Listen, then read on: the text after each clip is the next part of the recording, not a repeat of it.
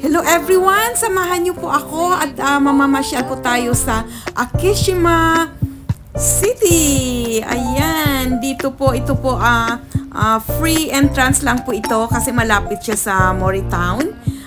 Dito po sa Akishima. So ito na po yung pinaka-peak ng autumn at makikita po natin yung color yellow leaves. Ayun po, tinatawag po ito na Kenko leaves. So wala po itong entrance kasi nasa sa gilid lang po ito ng Moritown or ito Yokado. So lahat po pumupunta dito tuwing especially this season kasi napakaganda niya. Unlike kasi sa ibang mga park, may mga entrance siya pero dito po libre lang. So ayan, so madali na pong madali lang po siyang puntahan. So ayan, pasensya na kasi minsan lang, once a year lang po ito yung season po ng leaves na to.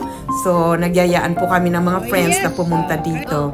Ayan, so and then nadaanan po namin yung dami pong mga pating mga doves. Diyan lang po sila pakalat-kalat. Kapag binigyan mo siya ng food, lahat po, ayan, maya-maya marami na silang darating.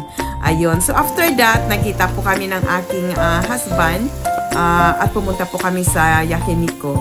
Ayan, ito po kasi yung paborito niya.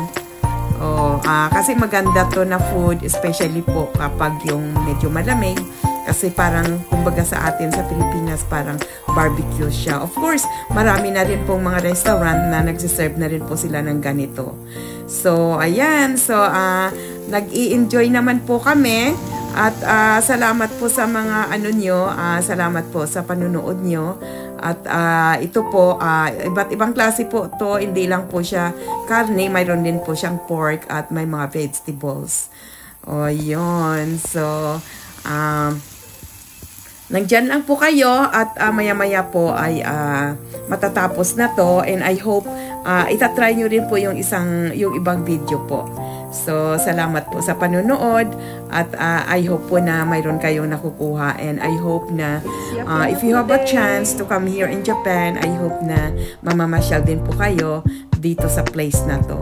And then just contact me at kung ano po ang may tutulong ko, mai-recommend po sa inyo kung saan po ang maganda na napuntahan dito. Alright, so thank you so much for your watching at ingat po tayong lahat kahit saan po tayo pumunta.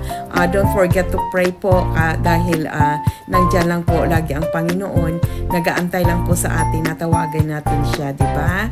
So tingnan nyo naman ang ganda ng isda, walang problema. Okay.